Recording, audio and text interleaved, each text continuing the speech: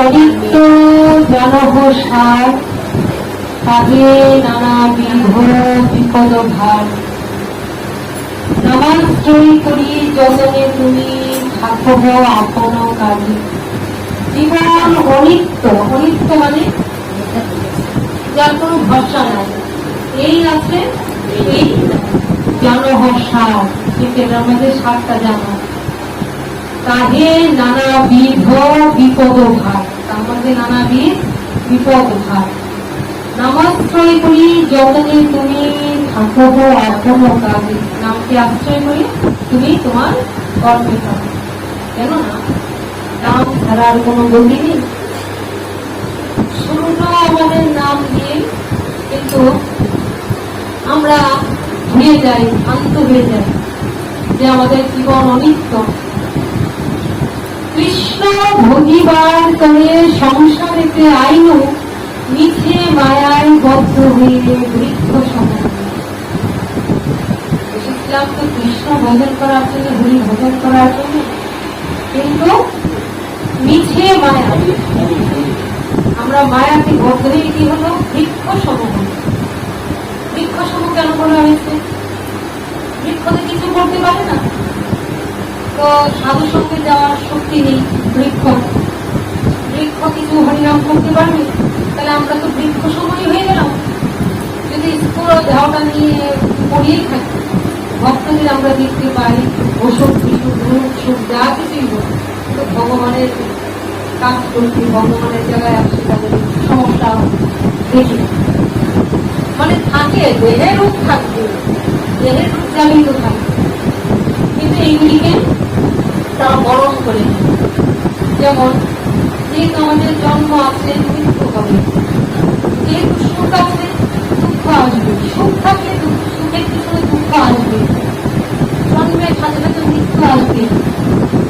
শিশু অবস্থা থেকে আমরা যৌবন বার্ধক্যে উপনীত হয়েছি, এইগুলি নিত্য দিনের সময়, এগুলির মধ্যে আমাদের মাথায় নামালে বা ঘুরে গেলে চলবে।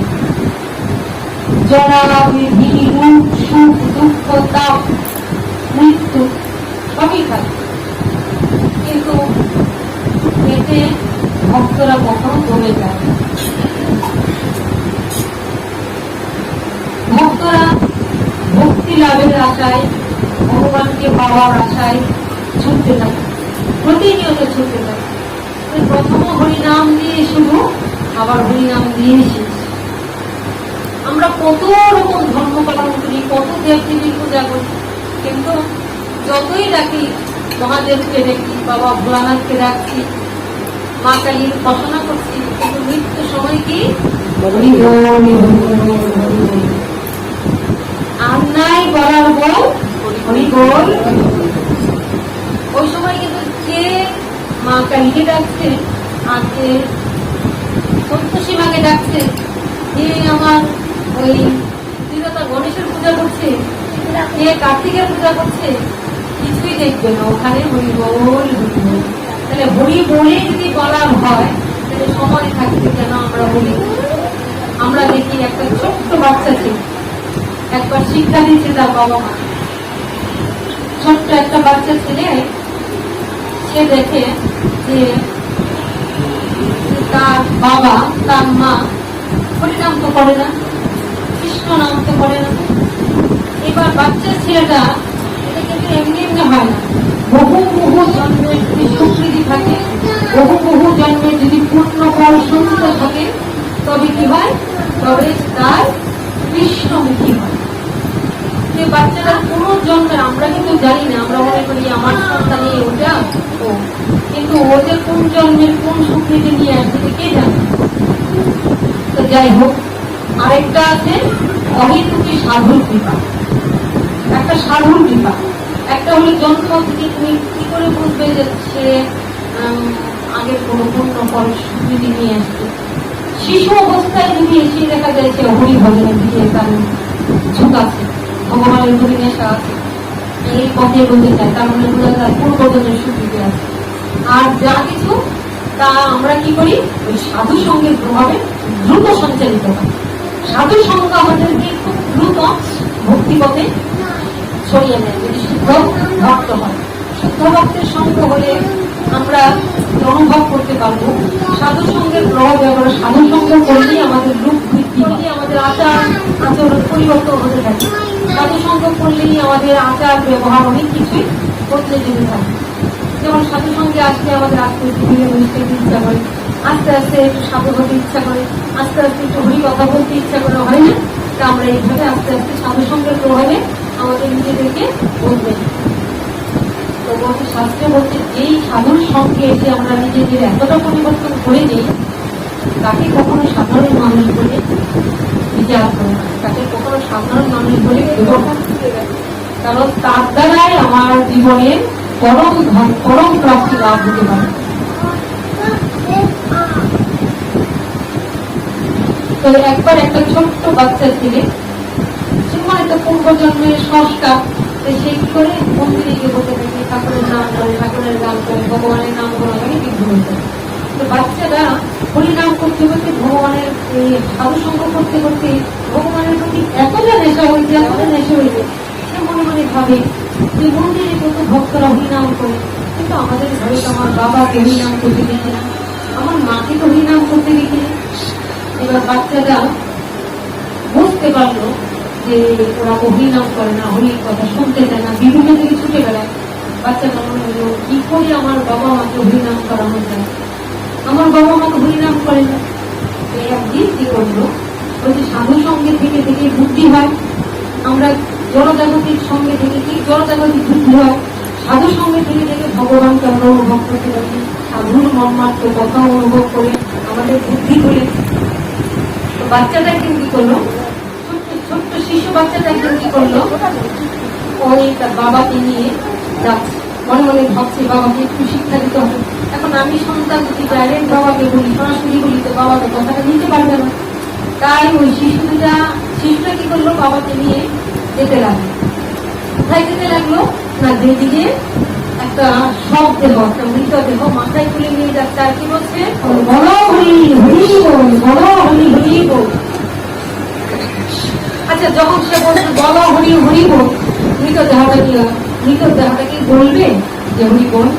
তাহলে কাকে বলা হচ্ছে বড় হরি হরি বল? মানে দেখো, তোমার দিনও এমন হবে, আমি তুমিও একদিন এমন হয়ে যাবো, তাহলে সময় থাকতে বলো হরি বল হরি বল। মৃতটা কিন্তু মাথা নাড়িয়ে নিয়ে যাচ্ছে, হাতটা ঘুরছে, সে কিন্তু বলছে না। তাহলে মুখ দিয়ে কখন বলবে? বেঁচে থাকতে বলতে হবে, মরে গেলে তাকে বললে লাভ হবে। তাহলে কাকে বলছে বড় হরি হরি বল? যারা বেঁচে আছে চারপাশে তাদেরকে বলতে হবে, দেখ এই দিনটা একদিন তোমারও হবে, একদিন তোমাকেও এমনি করে কাঁধে করে নিয়ে যাবে কোথায়, শ্মশানে। কি হয়ে যাবে দেহটা? শুধু ধুলি শুধু ছাই, মূল্য যাওয়ার কিছু নাই। শুধু ধুলি শুধু ছাই, মূল্য যাওয়ার কিছু নাই। শুধু ধুলি শুধু ছাই, মূল্য যাওয়ার কিছু নাই। মূল্য কালে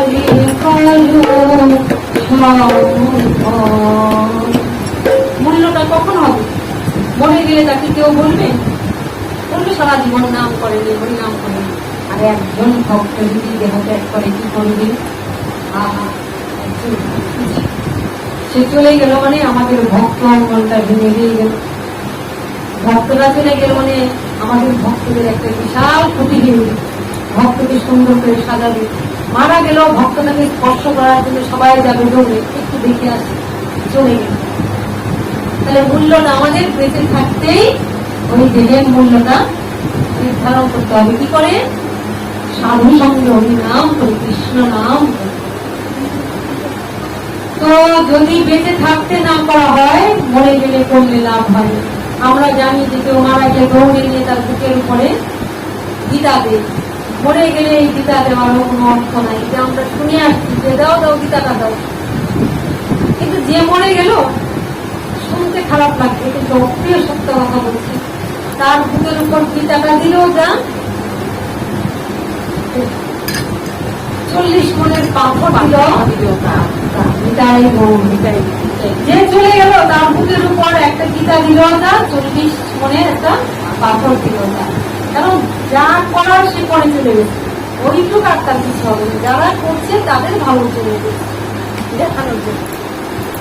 বেঁচে থাকতে গীতা পড়লো না, বেঁচে থাকতে গীতাকে প্রণাম করলো না, স্পষ্ট করলো না, ওর বুকে গীতা দিয়ে কিছু হবে। তাই যা করতে বেঁচে থাকে। তো বাচ্চারা মনে মনে চিন্তা করলো, হ্যাঁ হ্যাঁ আমার বাবা বিয়ে করছে না, তাহলে কি করি। তো পাঠের মধ্যে শুনেছে, বলছে কি যে মরে গেলে আর সে কোনোদিন কৃষ্ণ বলতে পারবে না, হরি বলতে পারবে না। তাহলে হরিটা বলতে হবে, তবে বেঁচে থাকতে হরি বলতে হবে। আর হরি গায়ে বলতে পারে না, যে মরে যায় সে আর বলতে পারে না। আর কোনোদিন সে মনুষ্য দেহ পাবে কি পাবে না তা সে জানে না। আর সে হরি বলতে পারবে কি পারবে না তাও বলার কোনো অবকাশ নেই। তাহলে কারা হরি বলে না? যারা মরে যায়। বাচ্চাটা মনে রেখে বাবাকে নিয়ে যে বাবা চলে আসবে, বাচ্চারা যেতে যেতে কি করো, যেদিকে মৃত দেহ নিয়ে হরি বল হরি বল, বলো হরি হরি বল, বলো হরি হরি বল করে যাচ্ছে, হরি বল যাচ্ছে। কি বলছে, আচ্ছা বাবা এটা কি নিয়ে যাচ্ছে মাথার উপরে? কি বলছে, একটা মৃত দেহ। বলছে বাবা এরকম বলছে কেন? বলে কেউ মারা গেলে ওরকম বলতে হয়, বলো হরি হরি বল, বলো হরি হরি বল, এটাই বলছে। বলে আচ্ছা বাবা, কিন্তু যে ওরা যে বলছে বলো হরি হরি বল, কিন্তু ও তো বলছে না হরি বল। বাবা বলছে, আরে বোকা, সে তো মারা গেছে, তো মারা গেছে সে কি করে বলবে? মারা গেলে তো হরি বলতে পারে না। তাই ওরা বলছে বলো হরি হরি বল, কিন্তু যে মারা গেছে সে তো আর বলতে পারবে না। ও তাহলে যারা বেঁচে আছে তারা বলছে বলো হরি হরি বল, কিন্তু যে মরে গেছে সে বলতে পারে না। তাহলে মরে গেলে কেউ বলতে পারে না। বলে বাবা তাহলে তুমিও মরে গেছো, তাহলে তো তুমি মা তোমরাও মরে গেছো, তাহলে তোমাদের এরকম করে মাথায় করে নিয়ে যাচ্ছে। ঠিকই, একটু পাগল, আসলেই তো পাগল, আসল পাগল। বলছে তাহলে তোমরাও মরে গেছো, তোমাদের এরকম করে মাথায় নিয়ে যাচ্ছে না কেন? তো সেই কি কথা বলছি?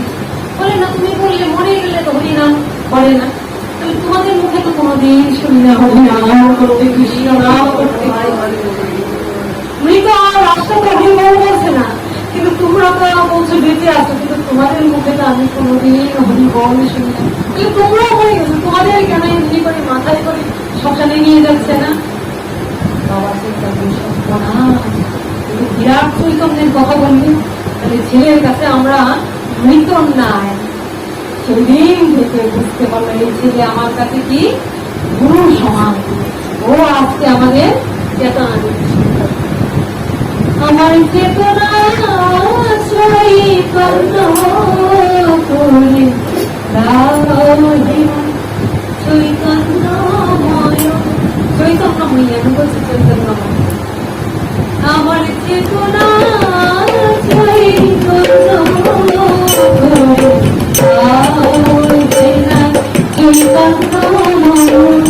আমার চেতনা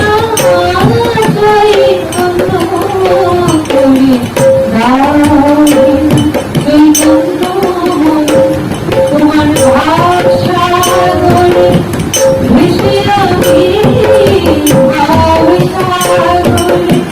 ভেসে আমি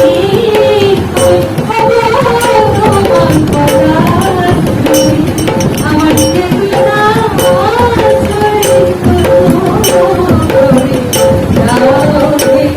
চৈতন্য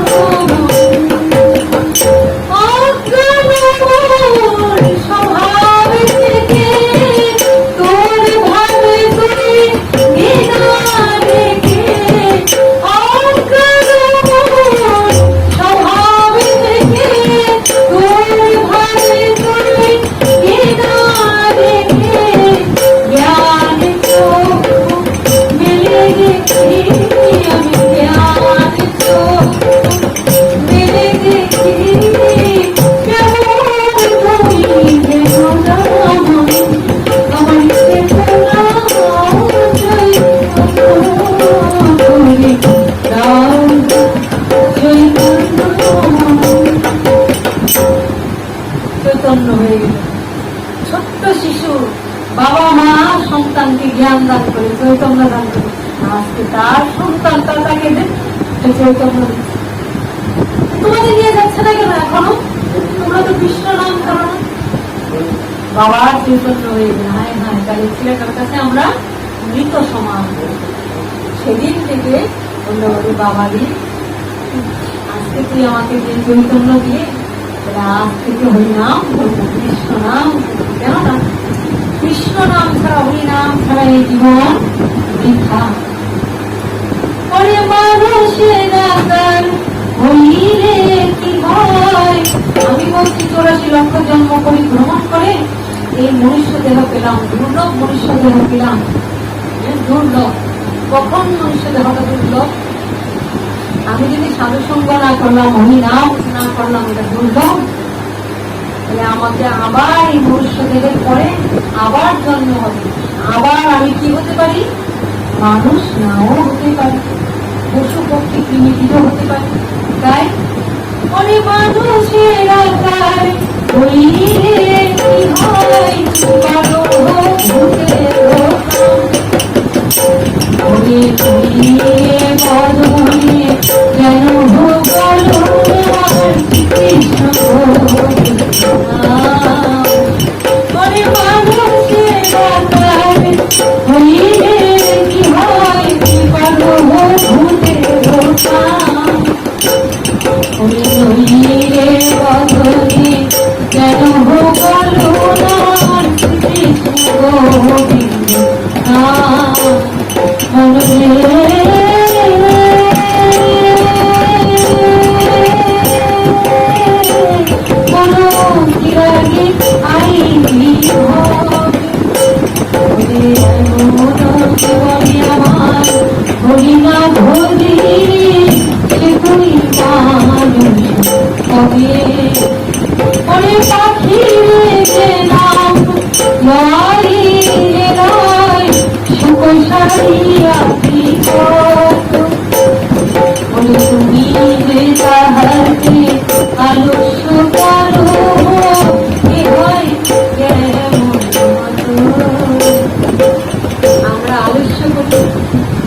এখন কর্ম আছে, কর্ম শেষ করতে হবে, কর্ম শেষ হোক, বৃদ্ধ হই, কর্ম শেষ হবে, তারপরে হরিনাম করবে।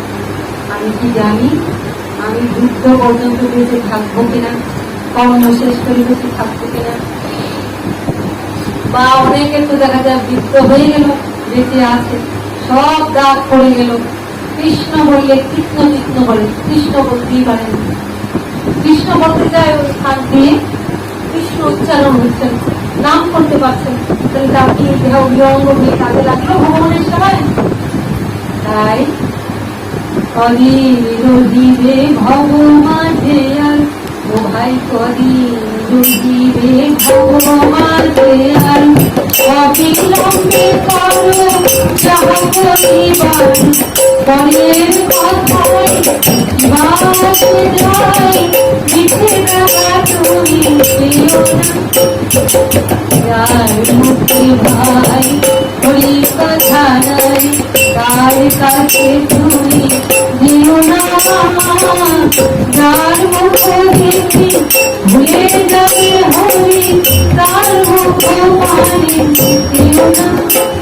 যেমন হরি কথা কও, হরি গুণ গাও, যেমন হরি কথা কও, হরি গুণ গাও, হরি নাম রাখে সদা মস্ত রও, হরি কথা কও, হরি গুণ গাও, কেবল হরি কথা কও, হরি গুণ গাও, হরি নাম রাখে সদা মস্ত রও, হরি নাম গীতি গাও, গীতি গীতি অসংখ্য গীতি দিও না।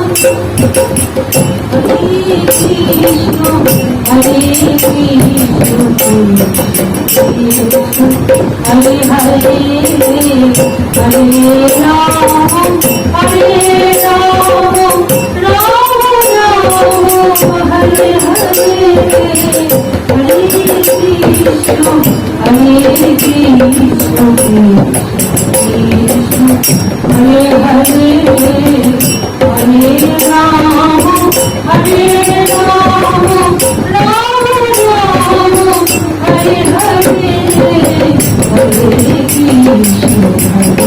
কৃষ্ণ কৃষ্ণ কৃষ্ণ হরে হরে হরে রাম হরে রাম রাম রাম হরে হরে কৃষ্ণ হরে কৃষ্ণ কৃষ্ণ কৃষ্ণ হরে হরে হরে রাম হরে রাম রাম রাম হরে হরে হরে কৃষ্ণ হরে কৃষ্ণ কৃষ্ণ কৃষ্ণ হরে হরে হরে রাম হরে রাম রাম রাম হরে হরে।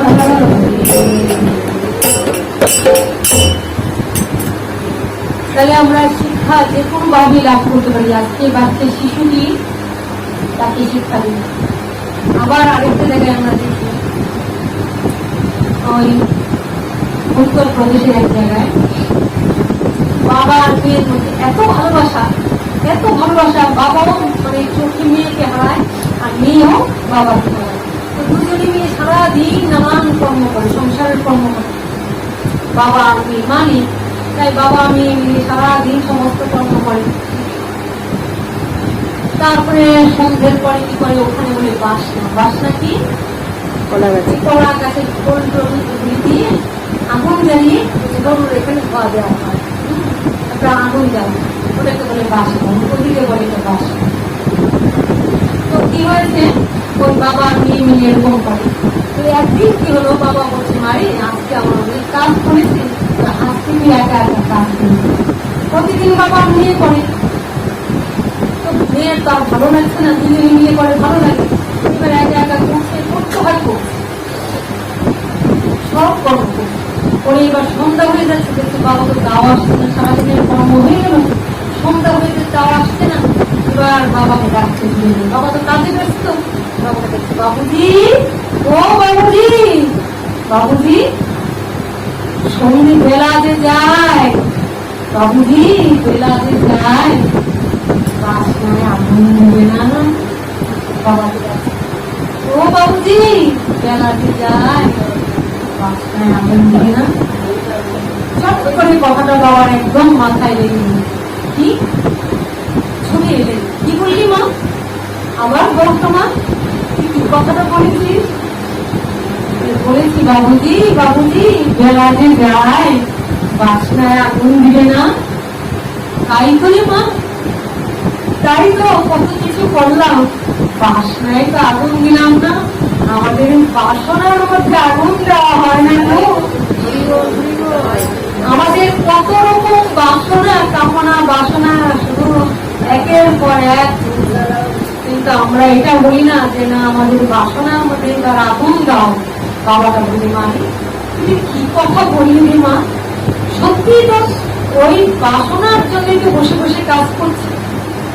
হ্যাঁ বেলা চলে গেল, পূর্ব দিগন্তের সূর্য এবার ঢলে পড়েছে, পশ্চিমে অস্তমিত যাচ্ছে।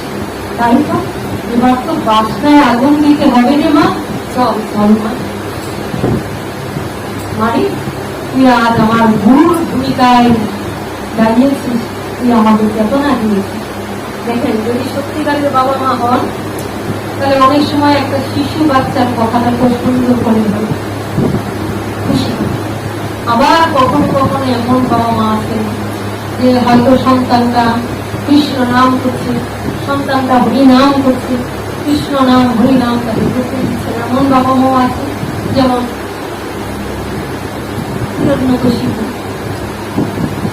হিরণ্যকশিপু প্রহ্লাদ যখন হরি নাম করছিল, কৃষ্ণ নাম করছিল, শুধুমাত্র হরি নামকে ছিনিয়ে নেওয়ার জন্য কি করেছিল, কত আঘাত করেছে। তাহলে এখন ঘরে আমাদের একটা হিরণ্যকশিপু নয়, একটা জগায় মাথায়, এখন আমাদের ঘরে ঘরে জগায় মাথায়, ঘরে ঘরে হিরণ্যকশিপু। কৃষ্ণ নাম হরি নাম করতে চায় না, নিজেরাও হরিনাম করতে চায় না, কাউকে হরিনাম করতে সহায়তা করে না। তাই এগুলো আমাদের এখন মানে ধারণা চলে যাচ্ছে। আরেকটা কথা দেখেন, একটু আগে আমি শুরু করার আগে বলেছিলাম অবশ্যই আমাদেরকে সাধুসঙ্গ করতে হবে, অবশ্যই সাধুসঙ্গে বসে কৃষ্ণ নাম করতে হবে। এই জন্যই গুরু করো। তাহলে কি গুরুর দরকার ছিল? আমাদের কি গুরুর দরকার ছিল?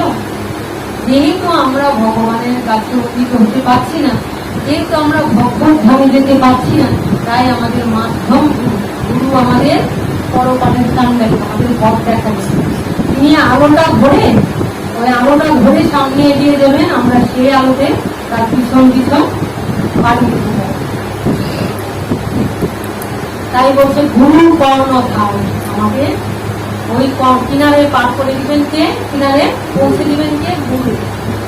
তাই বলছে ব্রহ্মাণ্ড ভূমিতে ভূমিতে কোন ভাগ্যবান জীব গুরু কৃষ্ণ প্রসাদে পাই ভক্তিলতা।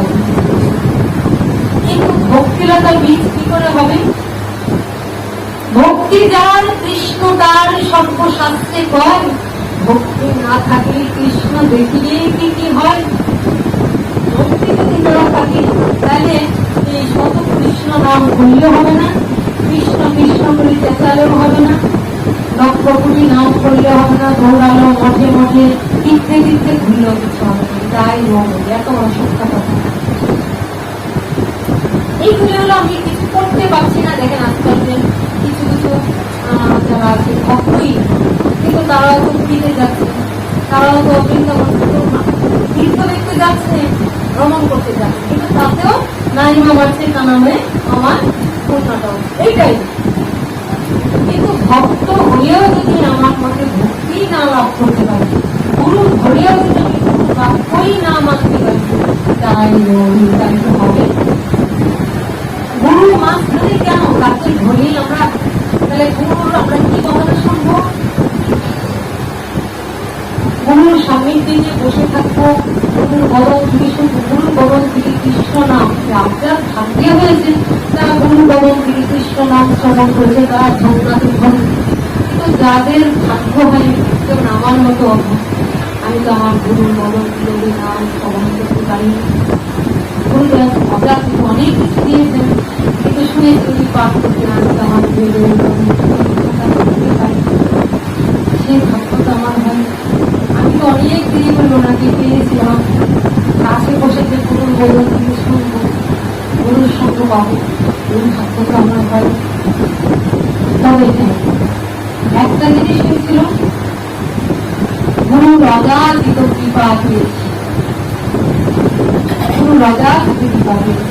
ওনার বাক্যটাকে নিয়েছিলাম, বাক্যটা শাস্ত্রে বলছে গুরু মুখ কর্ম বাক্য চিত্তে করি, গুরু মুখ কর্ম বাক্য চিত্তে করি, আর না তো ইহ বাক্যকে ধরে থাকলাম। তাই আমি গুরুর সঙ্গে সঙ্গে থেকে সান্নিধ্য থেকেও আমি কিছুই লাভ না করতে পারি। থাকতে পারলে ভালো, কিন্তু লাভ কিছুই না করতে পারি। কিন্তু আমি সান্নিধ্য পেলাম না, কিন্তু শ্রদ্ধা ভক্তিতে গুরু বাক্যকে ধরে ফেললাম, মানে তারাই গৌর। আমি অনেক কিছু করলাম। কেন বলছি কথাটা? সঙ্গ আমরা লাভ করতে চাই, কিন্তু সঙ্গ লাভ করে যদি আমার সেখানে অপরাধ হয়ে যায়, যদি গুরু সঙ্গ লাভ করে যদি গুরুর চরণে অপরাধ হয়ে যায়, যদি গুরু বাক্যকেই না ধরতে পারি, তাহলে ওই সঙ্গ করে কি লাভ হবে? তার থেকে গুরু বাক্যটাকে যদি মানতে পারি, গুরুকে কেন হবে? আমি পথটা জানি না, আমি বিধিটা জানি না, আমি নিয়মটা জানি না, তাই আমাকে পথটা জানানোর জন্য এই পথটা আমাকে লিখিয়ে দাও, আমাকে একটু গুরু বলে দাও, আমি কিভাবে ভজন করবো, কিভাবে তপস্যা করবো। বলতে যাও ঘরে বসে এমন করে ভজন করো, ওই নাম করো, কৃষ্ণ নাম করে যাও। কেউ আমি গুরুদেবের কাছে যেতাম, আমার গুরুদেব বলতেন যাও ঠাকুর দর্শন করে। বাবা আমার ঠাকুর দর্শন করতে আসবো, তোমাকে দেখি না, যাও যাও দর্শন করে আসো। ঘুরে আসতাম, ঘুরতে ঘুরতে সময় শেষ। বাবা বলতেন দেখে আসছি, বাবা একটু প্রসাদ দিয়েছেন, একটু প্রসাদ পেয়ে যাও। এবার চলে আসতাম, কিন্তু কৃপা কম পেয়েছি। উনি আমাকে কথায় কথায় বলতেন, আমি খুব প্রসন্ন, আমি তোমার উনি তো খুব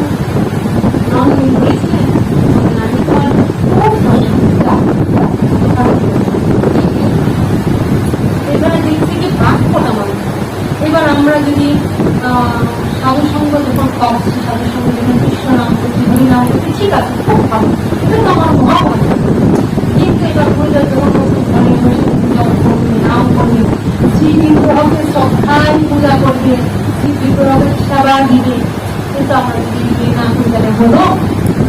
আচ্ছা ধরেন আমার সঙ্গে একটা আমি কথা বলছি, ধরেন পূর্বের প্রতি সন্ধ্যাবেলায় সন্ধ্যা করে সুন্দর করে সন্ধ্যা প্রদীপ জ্বালিয়ে কোথায় আমার যেখানে ভগবানের মূর্তি, সেই তো আমার আমার ভগবানের মন্দিরে, আমার ভগবানের গৃহটা আমার খুব সুন্দর করে একটা প্রদীপ জ্বালিয়ে দাও, ভগবানের গৃহের মন্দিরে একটা সুন্দর করে প্রদীপ জ্বালিয়ে ওখানে বসে একটু কৃষ্ণ নাম।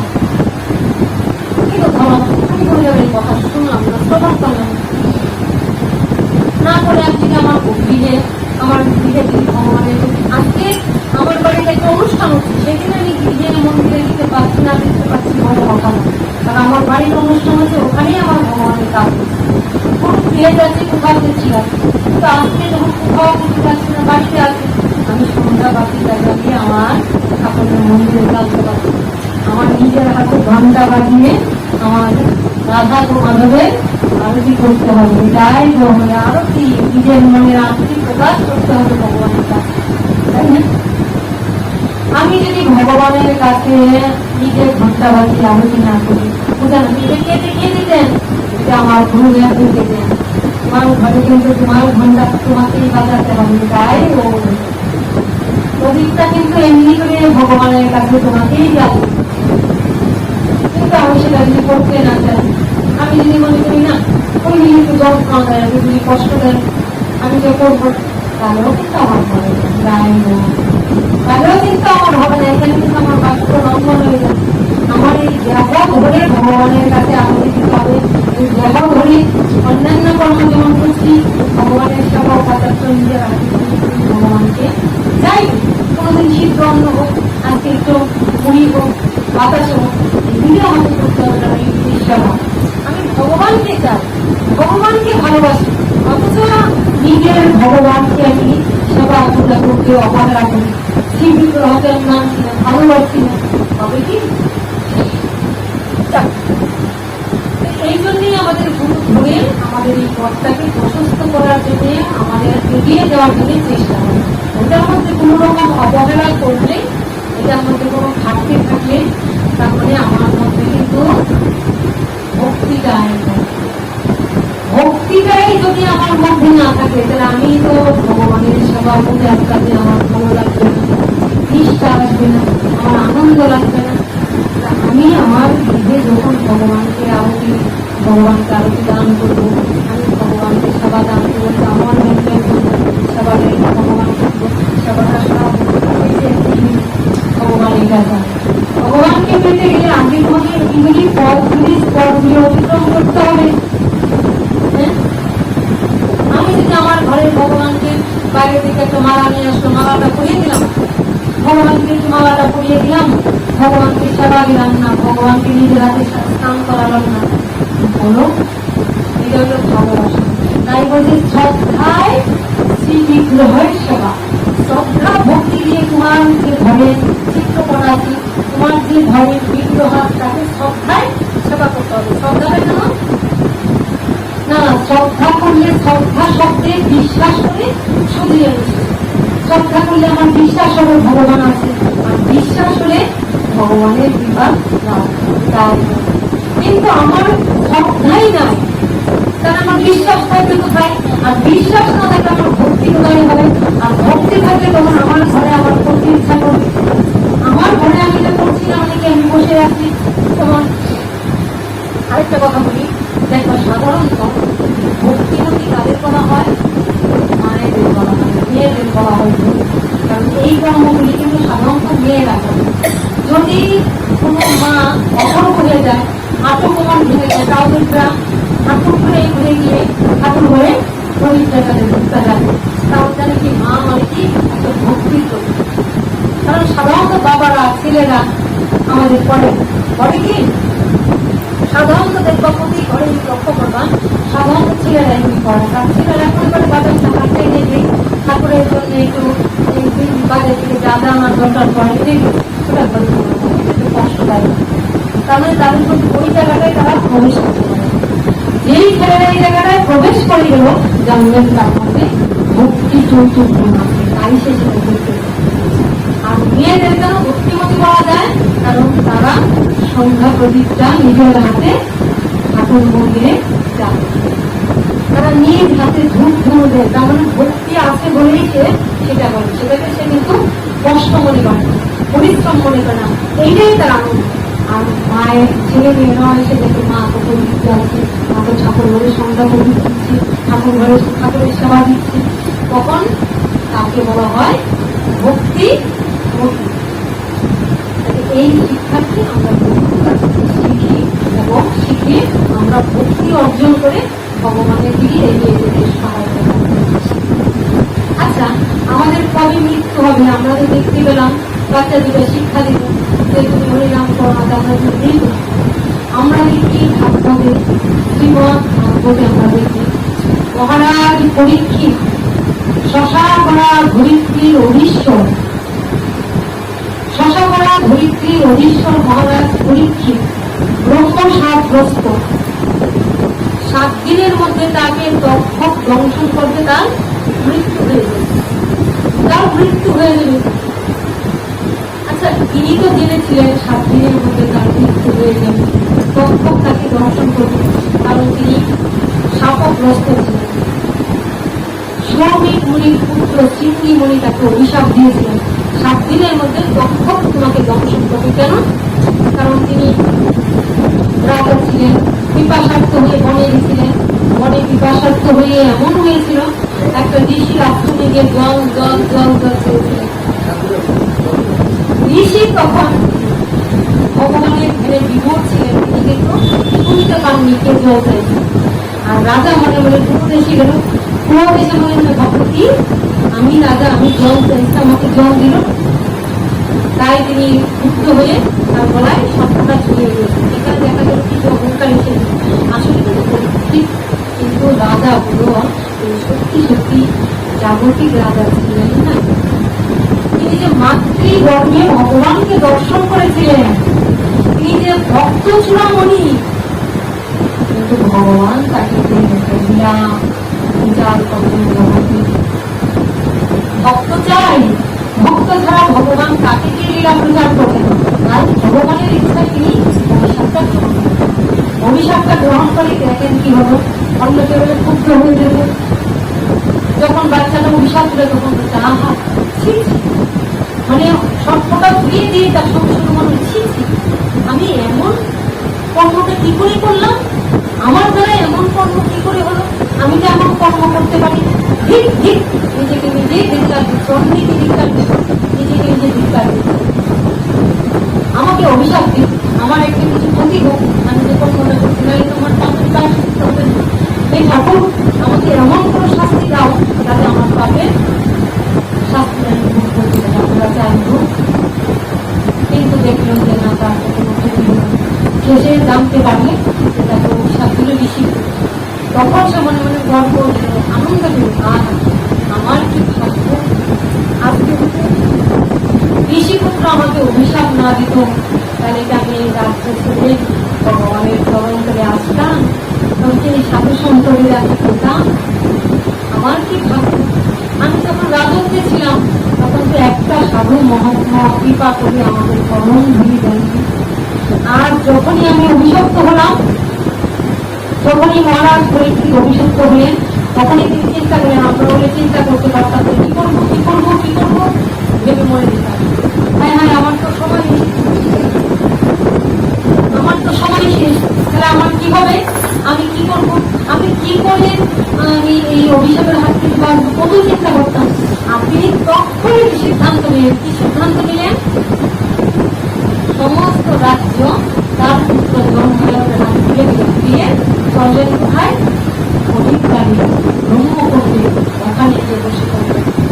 না, আমার তো আর সময় নেই, আমার তো এখনই মাত্র 7 দিন সময়, তার মধ্যে অনেকটা সময় পেরিয়ে গেছে, আমি কি করে ভগবানের চরণ লাভ করব, আমি কি করে ভগবত ধাম প্রাপ্ত হব, আমি কি করে আমার এই জীবনকে সার্থক করবো। আমাদের যে আমরা তো জানি না গো। উনি তো জেনেছিলেন 7 দিন সময়। শাস্ত্র বলছে, তা কি বলছে যে আপনি ভয় পেয়েন না। আপনারা এত ভয় পাচ্ছেন কেন? আপনার 7 দিনের মধ্যে সময় শেষ। 7 দিন মানে আপনারা অনেক সময় হাতে পেয়েছে। 7 দিন মানে অনেক সময় পেয়েছে, কিন্তু জীব তো তাও জানে না তার কোন মুহূর্তে তার সময় হবে। সে প্রতিনিয়ত কল্পনা করে কত কিছু করে চলেছে। কোন মুহূর্তে তার প্রাণ বায়ুটা বেরিয়ে যাবে নিজে জানবে, প্রস্তুত হতে পারবে না। কিন্তু আমাদের এই দেহটা হলো মৃত্যুর জন্য আমাদের একটু প্রস্তুতি নিতে হবে, যাওয়ার জন্য তৈরি হতে হবে। কোথাও যদি আমরা ঘুরতে যাই, আমরা মনে মনে প্রস্তুত হই না, এই কদিন থাকবো, মানে আমাকে একটু দিয়ে ঘরে ঘুরতে হবে। এখানেও আমরা এসেছিলাম কিছু সময়ের জন্য, কিন্তু এসেছো যে বিন্দু থেকে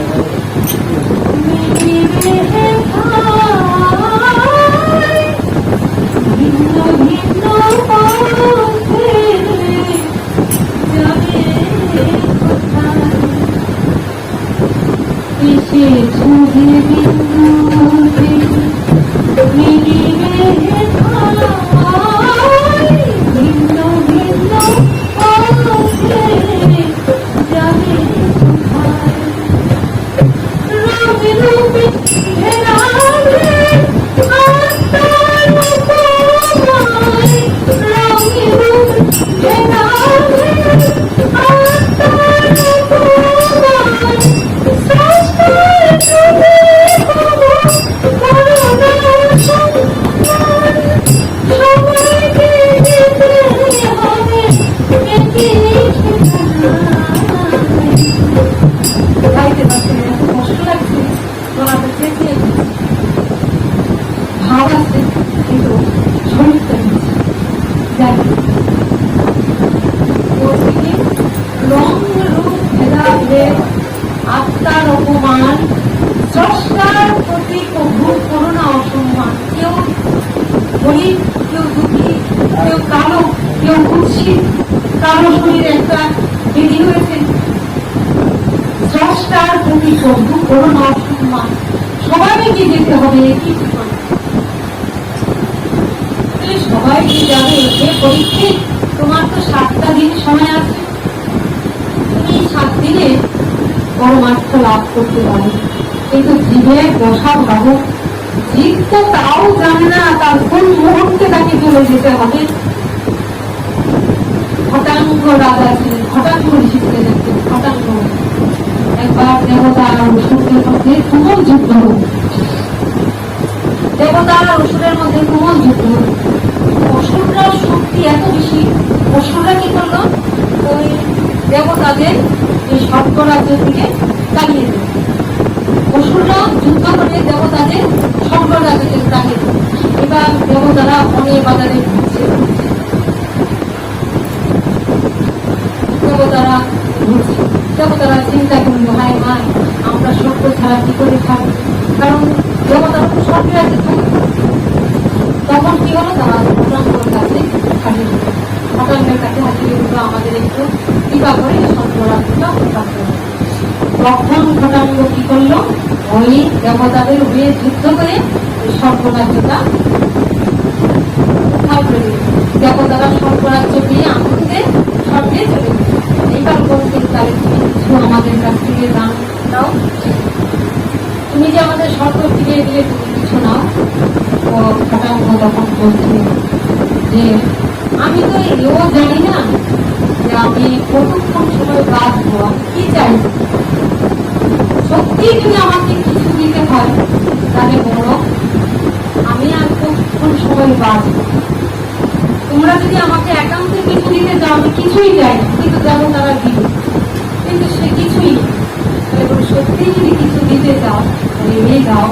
বলো না আমি আর কতটা সময় বাঁচবো, আমার পড়া হয় না কতক্ষণ আছে। যেমন তারা দেখলেন আয় হয় তার তো আয়ু মাত্র 1 মুহূর্ত কাল। আয়ু সে যে এত কিছু করলো, তার সময় হলো মুহূর্তটা দেবতারা জানালেন তোমার সময় আর একটু মুক্ত হবে। সঙ্গে সঙ্গে বলেন তাড়াতাড়ি তাড়াতাড়ি আমাকে স্বর্গরাজ্য থেকে নামিয়ে দাও, মর্ত ছাড়া ভজন হবে, আমাকে মরতে নামে এক মুহূর্তের মধ্যে আমি কি করতে চাই, আমি ভগবানের শ্রীচরণকে আশ্রয় করি, এই অভয় চরণকে আশ্রয় করি, ভয়মুক্ত হয়ে যেতে চাই, অভয় চরণকে আশ্রয় করি। কারণ স্বর্গে যদি আমার মৃত্যু হয় তাহলে কি হবে, আমার সুখ ভোগ, তাই দেখেন ভক্ত কখনো সুখ ভোগ ঐশ্বর্যে চায় না, যদি পায় তবে তার ভয় কাজ করে, তার অন্তরে ভয় কাজ করে। কে জানে ওই সুখ ভোগ যদি আমার ভক্তিকে হরণ করে নেয়, যদি আমার ভগবান থেকে দূরে সরিয়ে দেয়, তাই সে সঙ্গে সঙ্গে বলছে আমাকে সিদ্ধির স্বর্গ থেকে নামিয়ে দাও, আমাকে ভজনের জন্য ভক্তি পাঠিয়ে দাও। আমি যদি ভগবানের চরণকে আশ্রয় করি, অভয় চরণকে আশ্রয় করি, ভয় মুক্ত হতে পারবো। তারা সঙ্গে সঙ্গে তাকে সঙ্গে সঙ্গে পুষ্পরাতে করে তাদের সঙ্গে ওই একটা মুহূর্তের মধ্যে ভক্ত তো চরম চরম ভক্ত, এক মুহূর্তের মধ্যে ভগবানের চরণকে আশ্রয় করে নিয়ে জীবনকে সার্থক করে দিয়েছে। একটা মুহূর্ত কারো জীবনে শ্রেষ্ঠ সময়, আর হাজার হাজার লক্ষ লক্ষ বছর বেঁচে থেকেও তার জীবনে কিছুই লাভ না হতে পারে। তাহলে আমাদের কি লক্ষ্য? এবার খতম করে যাতে জীবন সার্থক করে দিন, খতম মুহূর্তের মধ্যে তার জীবনকে তিনি সার্থক করে দিন। যখনই তিনি জানতে পারেন আমরা আয়ুষ শাস্ত্রে বলতে দেখো প্রতীক্ষিত মহারাজ মনে মনে চিন্তা করছেন আমাকে কে বলবে, আমাকে কে হরিকথা শ্রবণ করাবে, আমার কি সময় কম, সময়কে দৌড়ে চলে যাচ্ছে। তবে ভগবত ইচ্ছায় ভগবানের ইচ্ছায় চাকরি ঋষি মুনি ঋষিরা সবাই এলেন, আর তার মনের কামনায় ভগবান তার কাছে কাকে পাঠিয়ে দিলেন, সুখদেব গোস্বামী। তিনি আজন্ম সংসার বিরাগী, সদা তত্ত্বজ্ঞানী নিরত ব্রহ্মজ্ঞান আত্মারাম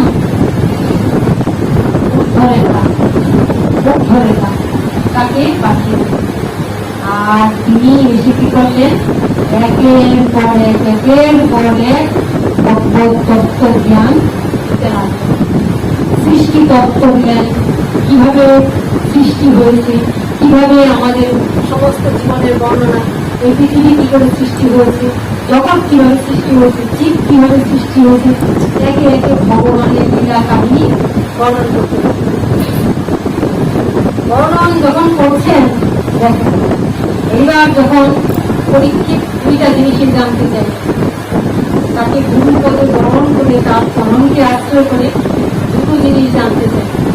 আমাকে কৃপা করে বলুন জীবের একটু কাজ, জীবের করণীয় কি, জীব যে পৃথিবীতে এলো জীবের করণীয় কি, এই এক কথা। দ্বিতীয়ত কি বললেন, দ্বিতীয়ত বললেন মৃত্যু মুমূর্ষ জীবের কর্তব্য।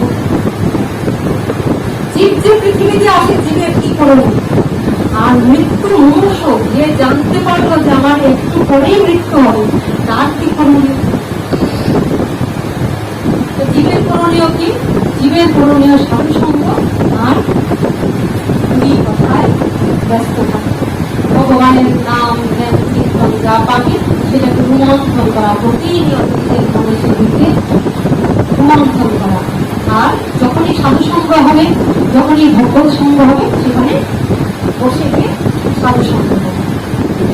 আচ্ছা, আর মৃত্যু মুমূর্ষ জীবের কর্তব্য কি, এখানে তত্ত্ব করতে আমরাও কিন্তু মৃত্যু মুমূর্ষ, শুধু পার্থক্য হলো তিনি জানতেন যে 7 দিনের মধ্যে তার মৃত্যু হবে, কিন্তু আমরা জানি না আমাদের কোন মুহূর্তে মৃত্যু। আজ বিয়ে করেছি, ঘড়িতে আন দিয়ে সকালে উঠবো, হয়তো আমার ঘড়িটা বেজে উঠছে, হয়তো আমি আর নাও জানতে পারি, ঘড়িটা বেজে উঠছে কিন্তু আমার হয়তো আর জানা নাও উঠতে পারি। এই যে আজকে পাঠে কিনে আসবে, প্রভু চাইছেন বলে এসছি, এমন তো হতে পারছে কিনে না আছে যে আমার আগে কোনটা আশা হতে বা জানি এই যে এখান থেকে যাচ্ছি বাড়ি অব্দি যেতে পারবো কিনা, বা আমরা স্নান করছি, আমরা খাচ্ছি, খাওয়ার পরে ঘুমানোর পরে যাবো বা খেতে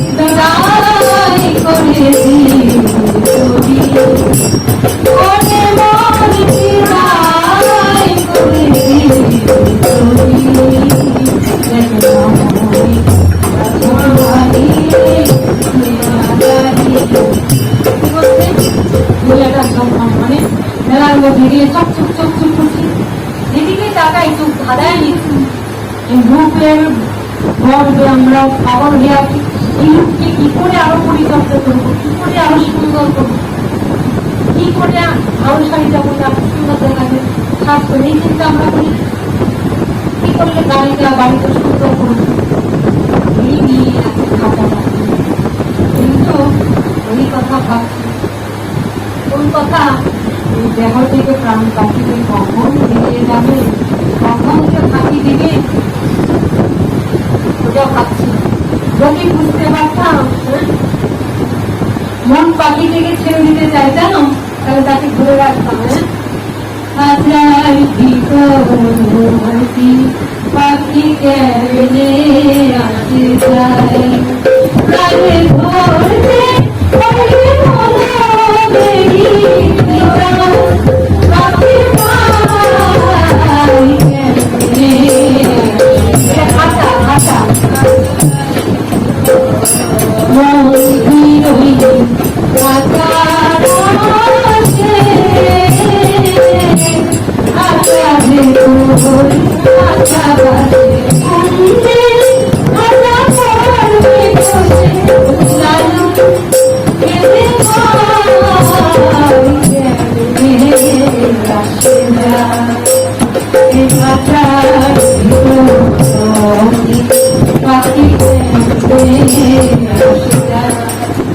আমরা জানি না।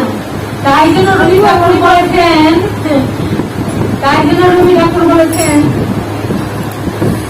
বাহির পানে চোখ মিলেছি আমার হৃদয় পানে যাই, ইয়ার মাঝে লুকিয়েছিলে দেখতে আমি পাইনি তোমায়, দেখতে আমি পাই।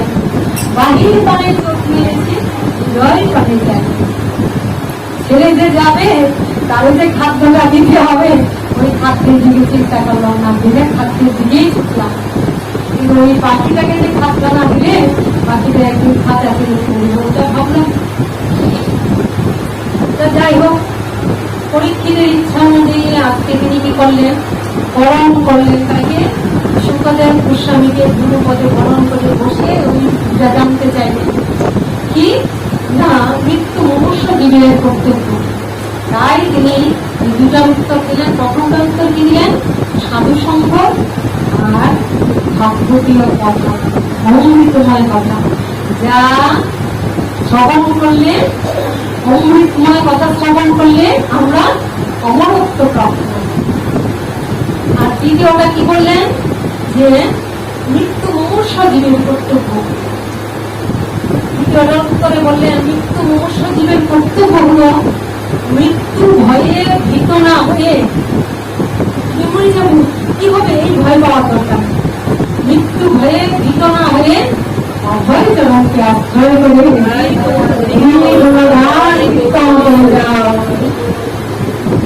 তাই তো প্রথম যেটা বললাম, জীবন অনিত্য জানো সার, তাই বিপদ ভার নামাশ্রয় করি যতনে তুমি থাকো গো আপন কাজে।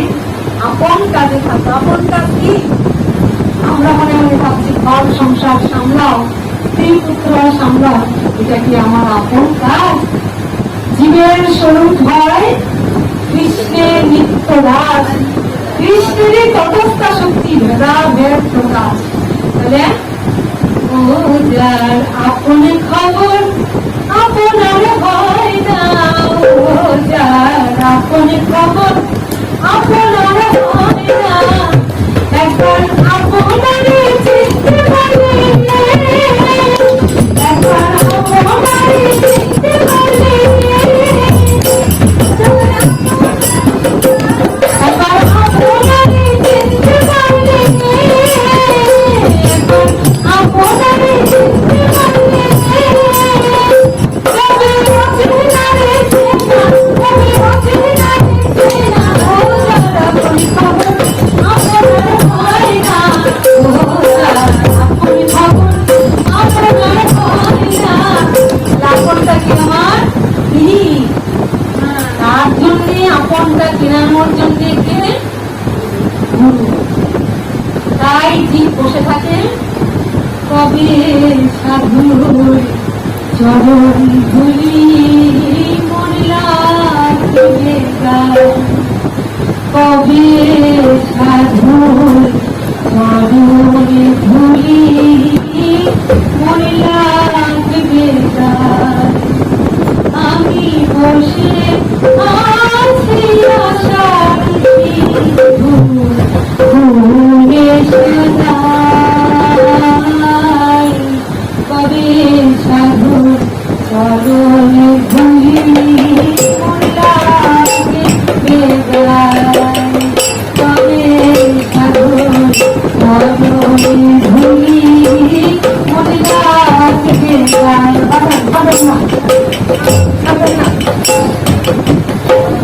কি বলছে? তবে সাধুর চরণ ধুলি মন লাগবে গায়। কেন হচ্ছে? কারণ মহাদেব পিতা বিভিন্ন কোন কার্য সিদ্ধি নয়, কৃষ্ণ ভক্তি করে রোহ সংসার নারায় হয়। মহান পিতা না হওয়া পর্যন্ত কৃষ্ণ ভক্তি বহু বহু বহু দূরে করে আছে। মহাদেব পিতা তোমার সংসার বাসনায় কিন্তু ক্ষয় হয়ে যাবে, তাই সংসার বাসনা যদি ক্ষয় হয় তবে তোমার কৃষ্ণের প্রতি অনুরাগ জন্মাবে। কোনো কিছু সংসারের কর্ম করে জীবনে সঙ্গে করি, এটা কে করতে পারে? আমি সাধু। তাই তো তার জন্য চরম দিলাম। আচ্ছা কেন? শুনেছি সাধুরি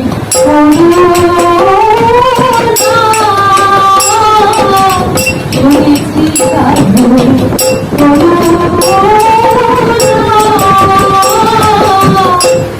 সাধুরি চরণ করছিলে হয় সোনা, শুনেছি সাধুরি সাধুরি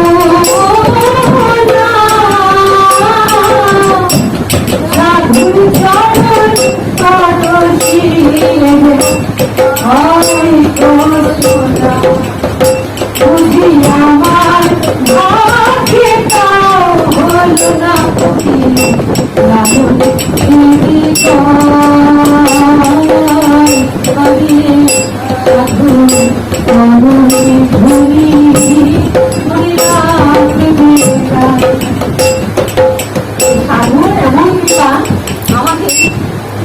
সংসার রক্ষা করবেন, সংসারের বাসনা বুঝিয়ে দিয়ে আবার এগুলো রাখবেন, ওগুলো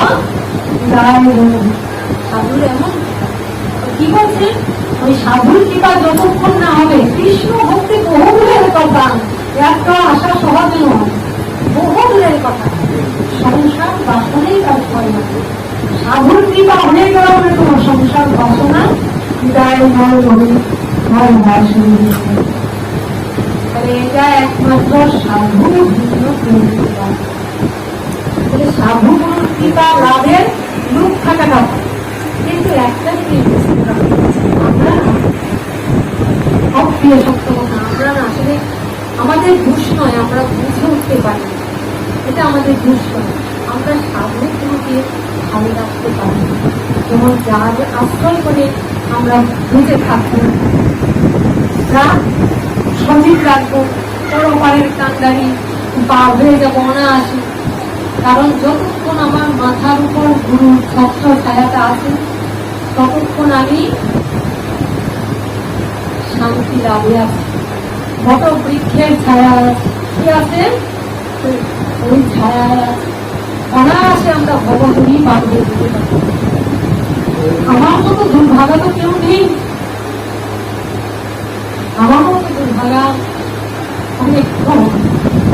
কত দূরে ছিলাম, আমার গুরুদেব আমাকে বলেছে যে আমি আকর্ষণ করে তোমাকে এনেছি, তুমি কি করে এসছো, আমার তো সময় নেই, আমার যে চলে যাওয়ার সময় হয়ে গেছে, তাই তোমাকে দিয়ে, তোমার যে অনেক কর্ম রয়েছে, তাই তোমাকে দিয়ে চলে যাওয়ার জন্য আমি আমার মা বাবার প্রতি অনেক দুর্বল ছিলাম। আমার মনে হতো আমি আমার বাবা মাকে অনেক যেতে পারবো। যাই হোক, ঘরে ঘরে বাবা মা ভাই বোন আত্মীয় স্বজন আপন জন প্রিয়জন প্রচুর পেয়েছে। তবে কি জানেন, সবাইকে পেলে কি হবে, যার ছায় যাকে পেয়ে সব পেলাম, যাকে পাওয়ার আগে সব পাওয়ার কিছু ছিল না, আমরা তাকে বুঝতে পারি না, তাকে ধরতে পারি না, তাকে বাঁচাতে পারি না। আমার মতো অধম খুব অল্প সময় যাকে পেয়ে সব পেলাম, তাকে খুব তাড়াতাড়ি হারিয়ে ফেলতাম। আজ মনে করে একটা কথা বলে না, যখন তোমার কেউ ছিল না তখন ছিলাম আমি, এখন তোমার সব পেয়েছি, সব পেয়েছি, যে আমার সব, আমরা তাকে ধরতে পারি না গো, আমরা তাকে ভালোবাসতে পারি না গো। যখন আমরা হারিয়ে ফেলি তাকে, তখন তাকে ধরতে চাই, তখন তাকে আমরা আঁকড়ে ধরতে চাই, তখন মনে হয় না থাকুক না, আমি একটু শুধু যদি মনে হতো যে না, আমার একজন আছে যে কিনা আমাকে হৃদয়ে রেখেছে, যে কিনা আমাকে ভালোবাসে, যে কিনা আমার মাথার উপর কত শিক্ষক, আজ বলতে পারি। আজ আমি মনে মনে ভাবি, হয়তো অনেকেই না, অনেকেই সত্যি অনেক আনন্দ পায়, তাকে খুশি করে গুরুদেবের চরণে দেই, তারা অনেক খুশি হয়, আমি তুমি আসো, কি যে ভালো লাগে, প্রাণটা দিয়ে গেছে, মনে হয় এতদিন করে আমি কষ্ট পাচ্ছিলাম, তুমি ভরে দিয়ে গেছো, এখন ভালো থাকতে পারছি, ওরা বলে। তাই ওদের সুখটা যখন দেখি, ওদের আনন্দটা দেখি, তখন আমার কষ্টটা কিছুটা সময়ের জন্য ভুলে যায়। মনে মনে ভাবি, ওদের তুমি আমায় আদেশ করেছি যে ওদের দুঃখ কষ্ট ওদের প্রয়োজন, তাই তোমাকে হলি কথা বলতে হবে, ওরা শান্তি পাবে, আনন্দ পাবে, তুমি বলো। তাই তোমার কথা রক্ষা করার জন্য, তোমার বাক্যটা রক্ষা করার জন্য এই আমি করি। আর মনে হয় সবাই হয়তো আমার কাছে এসে শান্তি পায়, আনন্দ পায়, আমার মনের ইচ্ছায়, গভীরের ইচ্ছায়। কিন্তু আমার যে শান্তির জায়গাটা ছিল, যেখানে গিয়ে আমি মাথাটা নুয়ে, মাথার ভাতটা আমার হাতটা হতো, আমার মনে হতো যে এই পৃথিবীতে তমেব মাতা পিতা, তমেব বন্ধুশ্চ সখা, তমেব বিদ্যা জমিন, তমেব সর্বম হতে। তুমি যেন আমার মা, তুমি যেমন আমার বাবা, তুমি যেমন আমার বন্ধু, তুমি সখা। কোথায় ছিল যেখানে গিয়ে শান্তি পেতাম, যেখানে মনে হতো না আমার একজন আছে যার কাছে প্রণাম করলে সারা শরীর ছড়িয়ে। হ্যাঁ, এখনো তিনি আছেন মাথা মতো, তাই আমি কথা বলতে পারি, তাই ভক্ত শান্তিকে আসতে পারি। তার সাথে বছরের পর বছর অপেক্ষা করতে মনে হবে না একটা বিদ্যুতের ছোটার বদলের ঝলক যদি একটু দর্শন দিতাম, বিদ্যুৎ চলতে চলতে এরকম যাচ্ছিল, মানে এখন মনে হয় না আমার জীবনের মনে হয় এখন মনে হয় কি এটা অনেক কষ্টকর। তবু মনে হয় বিদ্যুতের ছোটার মতো যদি এক ছিল বিদ্যুৎ আমি সবসময় দেখতে পেতাম, মনে হচ্ছে তোমার প্রাণটা ছড়িয়ে দেব। কিন্তু আর কি কোনোদিন এই অর্থে দেখা পাবো? তাই গুরুদেবকে স্মরণ করে এই গানটা আমার মনে হয় রক্ষা করে। তাই তোমার আনন্দ আমার পর তুমি তাই এসেছো নিতে, তাই তোমার আনন্দ আমার পর তুমি তাই এসেছো নিতে, আমার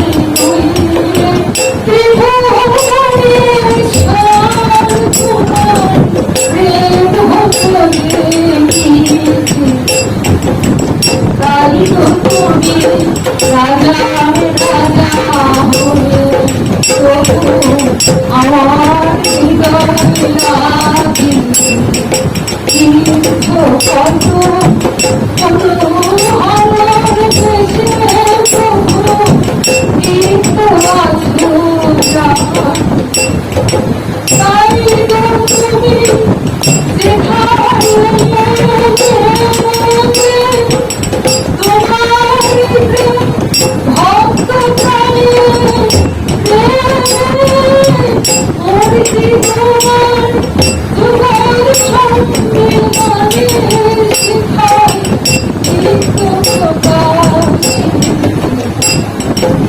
লাগে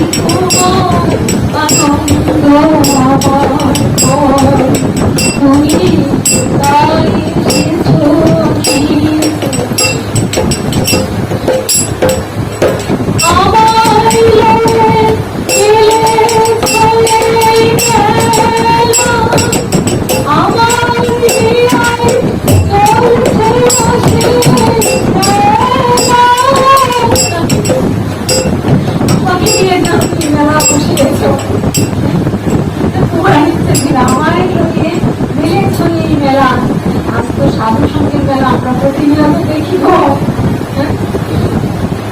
জনজাগতিক দুনিয়ার মানুষরা মেলায় যায়, জল জিনিস কিনা আছে, কিন্তু সাধুরা তো মেলায় গেছে, একটু মেলা নয়।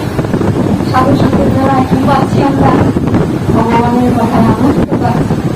তাই মনে হয়, তাই তো আমায় নিয়ে তুমি মিলেছ মিলা, আমার ইহাই চলছিল সে খেলা। কি বসে খেলা? ভগবান আর সত্যের যে রস, সেই রস নির্যাস দান করা হচ্ছে, সেই রসকে ভক্তরা যেন রসে চৈতন্য করছে না। কি বলছেন পরীক্ষিতকে? পরীক্ষিতকে বলছেন যে ভয় না পেয়ে কি করতে হবে? মৃত্যু ভয়ে ভীত না হয়ে অভয় চরণকে আশ্রয় করে অভয় চরণকে ধরে তার মধ্যে ঢুকে যেতে হবে। তাই কি হবে? মৃত্যু ভয় থেকে ভীত হয়ে আমরা ভগবানের চরণ পাবো। পরীক্ষিতকে যখন আমার সুখদেব গোস্বামী একের পর এক ভগবানের লীলা কাহিনী, সূচনা, অভাসুর বধ, নানান কাহিনী, লীলা কাহিনী, রাসলীলা থেকে অনেক অনেক কাহিনী করছে, আমরা তোমরাই করব, আমরা শুধু পরীক্ষিতের কথার মধ্যে মিলিয়ে যাব। যখন করছেন, যখন মহারাজ পরীক্ষিত হরি কথা বলছেন,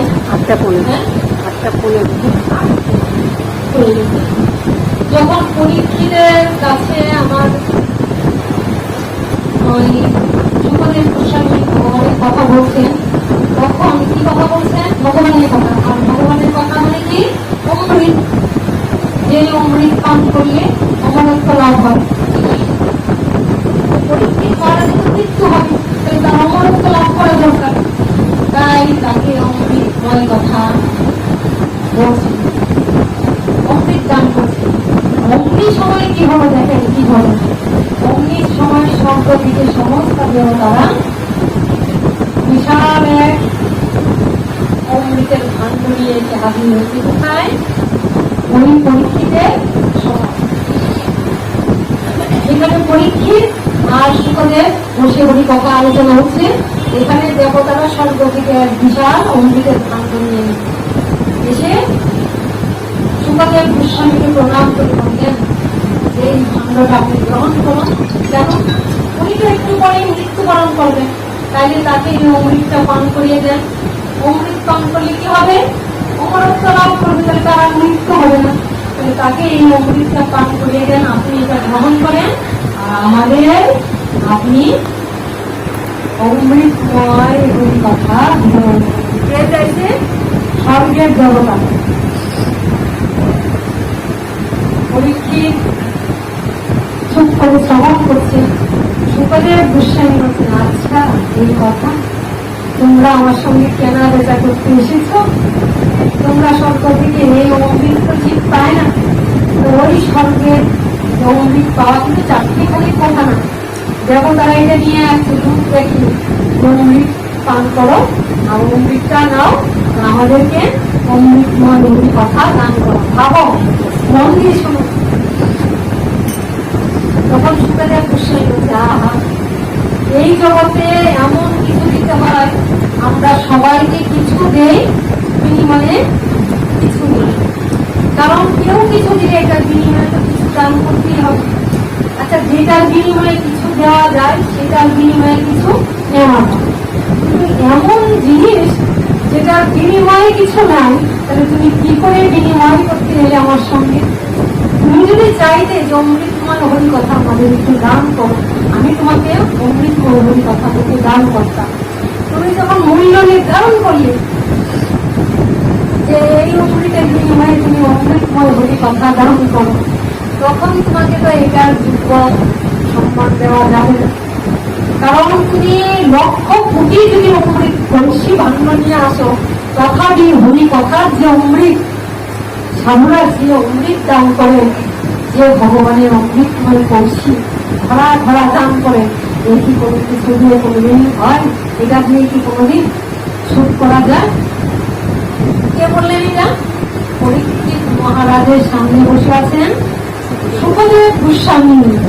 সেই বক্তা সুখদেব গোস্বামী বললেন দেবতাদের, তোমরা যদি আমার কাছে আসি চাইতে, তবু তোমাদের আমি দান করতাম।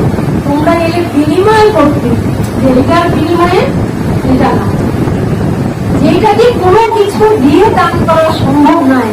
কত বড় স্পর্ধা তোমাদের, তোমরা আমার সাথে ওই অমৃতের কলসির বিনিময়ে ওইটা দান করতে, কিন্তু স্পর্ধা দেখানো হলো, তাই না?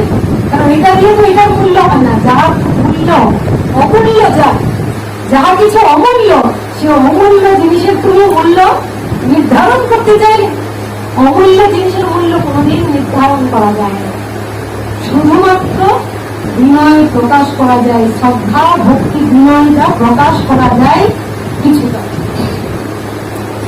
যেটা অমূল্য জিনিসের মূল্য নির্ধারণ করা যায় না, তাকে তুমি মূল্য নির্ধারণ করতে চাইবে, তার মানে তোমরা অহংকার দেখাতে চাইবে। তার মানে দেখালো কি, যে স্বর্গের দেবতাদেরও অহংকার আছে, আর যেখানে অহংকার আছে সেখানে কোনোদিন ভক্তি নাই।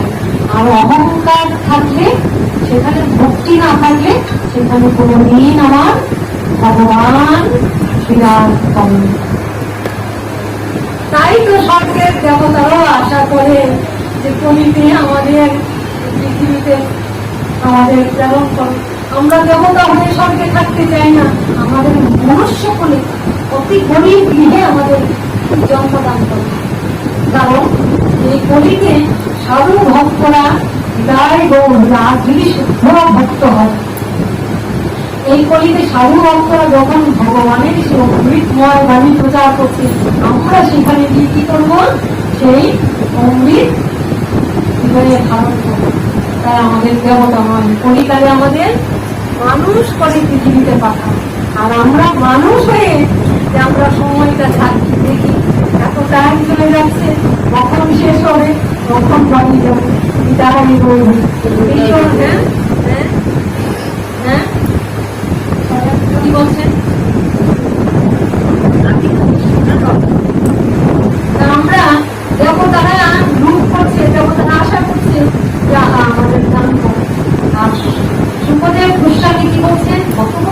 সাহস, কত বড় স্পর্ধা! যার মূল্য নির্ধারণ করা যায় না, তারা তুই মূল্য নির্ধারণ করতে এলে। তোমরা শ্রদ্ধা বিনয় সহকারে বললে আমি তোমাদের ভালোবাসায় তোমাদের দান করার চেষ্টা করব। তখন তারা আমরা মানুষ হয়ে আমরা ট্যাগ দেখি কখন ঘরে ফিরবো, কখন হরিকথা শেষ হবে, কিন্তু আমরা চিন্তা করি না যে মনুষ্য জীবন শেষ হয়ে যাবে। যতটুকু পাচ্ছি ততটুকু আমরা লুটে নেই, হৃদয়কে পরিপূর্ণ করে দিই। এই হৃদয়টা পরিপূর্ণ করে মৃত্যুর জন্য প্রস্তুত হয়ে যায়। যত হরিকথা শ্রবণ করছি সাধুগুলো করছি শুদ্ধভাবে, শুদ্ধ মন নিয়ে, মৃত্যুর সময় এটা কিন্তু আমাকে পথ দেখাবে। কারণ সারাটা জীবন আমরা যা কিছু করবো, মৃত্যুর সময় ওই করি রিলের পর্দার মতন একের পর এক চোখের সামনে বেঁচে উঠবে। কি বেঁচে উঠবে? তার সঙ্গে কতটা খারাপ ব্যবহার করেছি, হ্যাঁ, সাধুগুলোকে কতটা শ্রদ্ধা ভক্তি করেছি, সাধুগুলোর সঙ্গে কি খারাপ আচরণ করেছি, বা কোথায় গিয়ে সাধুগুলোর কথা শ্রদ্ধা ভক্তি সহকারে গ্রহণ করেছি, কতটুকু, এইগুলি সব একের পর এক চোখের সামনে পর্দা বেঁচে উঠবে। তাই তো আমাদের সাধুর সঙ্গে কথা। আর দেখেন, দেবতারা যে চাইলেন, শাস্ত্রে ভাগবত এটাও বলছে যে তার মানে আমরা বুঝতে পারি ব্রহ্মার দুর্লভ প্রেম সবার কাছে যাবে। এটা ব্রহ্মার পাওয়ার কথা ছিল না, দেবতাদের যেটা পাওয়ার কথা ছিল না, সেটা আমরা অনধিকারী, মানে আমাদের কোনো অধিকার নাই, এমন অনধিকারী হয়েও কোন যোগ্যতা না থাকা সত্ত্বেও আমরা তা পেয়ে যাচ্ছি। আমাদের কত মহাভাগ্য! আমরা অনধিকারী হয়েও, আমরা অযোগ্য হয়েও ভগবান দেবতাদের দিলেন না, কিন্তু আমরা কিন্তু তা অনায়াসে গ্রহণ করছি। তাহলে আমাদের এই জীবন পরিণত জীবের জীবন সার্থক হয়ে যাবে, ধন্য হয়ে যাবে। আরেকটা কথা বলছি, আমরা যখন এই কথা বলছি, যদি চারদিকে কারো বাড়িতে কোনো মৃত্যু হয়ে থাকে, কারো মৃত্যু হয়ে যাবে বা মৃত্যু হয়ে গেছে, অশরীরী আত্মা যদি চারদিকে কোনো ঘুরতে থাকে, সেই আত্মাটা যদি কোনো কারণে এই হরি কথা, এই অমৃত কথা শ্রবণ করে ফেলে, বিদায় রও আমি ওই প্রেতাত্মাও উদ্ধার হয়ে যাবে। এত বড় কথা বলছে। যদি প্রেতাত্মারাও চারপাশে ঘুরে বেড়ায়, তার অশরীরই থাকে, কিন্তু তাদের কারণে যদি কোনোভাবে এই যে মাইকটা কেন, এই খুনকর্তাল কেন, যদি তাদের পড়ানো বলে কোনোভাবে এই হরি কথাটা ঢুকে যায়, তাহলে তাদেরও এই বিষয়ের জন্য থেকে মুক্ত হয়ে তারা বৈকুণ্ঠ প্রাপ্ত করবে। এহেন জিনিসটা আমরা কদর দিই, এহেন জিনিসটা আমরা মূল্যায়ন করি। যাই হোক, আমরা বুঝলাম কি পরীক্ষিত মহারাজ কথা শ্রবণ করতে করতে তার মাথার উপর যে একটা কালো চাদর ছিল, মানে মৃত্যুর কালো চাদর ছিল, সেটা আস্তে আস্তে সাদা ভগ্ন হয়ে, অর্থাৎ দেখানো হচ্ছে তার মৃত্যুরূপী ঘাস কখন যে শেষ হয়ে গেছে, তিনি মৃত্যু বুঝতেই পারলেন না। যেমন যে ভক্তরা আছে, দেখতে বুঝতে পারছি, চোখের জল দেখে বুঝতে পারছি কত ভক্ত। এই ভক্তরা কি হয়, এই ভক্তদের এই হৃদয় আকাশটাও তেমনি সাদা, তার অভিজ্ঞতার মধ্যে নাম কোনো রূপ বহু ভাস্কর্য রূপ চাদুয়াটা নেই, তাদের চাদুয়াটা সাদা। তাই তাদের হরি কথাই চোখের গণনা শেষ হয়ে যায়। হরি কথায় আমাদের চোখের জল কেন আসে না? যখন আমাদের হৃদয়টা পাষাণ হয়ে যায়, যখন আমরা অপরাধ করে দিই, অপরাধে কখনো কৃষ্ণ নাম উঠে যায়। কিন্তু যখনই আমরা হরি নাম, হরি কথা শ্রবণ করি, আমাদের চিত্তরূপ গঠনটা মাত্র হয়ে যায়, তখন আমাদের হরি কথায় আমার গল কৃষ্ণ প্রেম লাভ হয়। আর যখন কৃষ্ণ প্রেম লাভ হয়, তখন জানবে আমার জীবন সার্থক হয়ে যায়। তাই অজরে শ্রীনন্দের নন্দন অভয়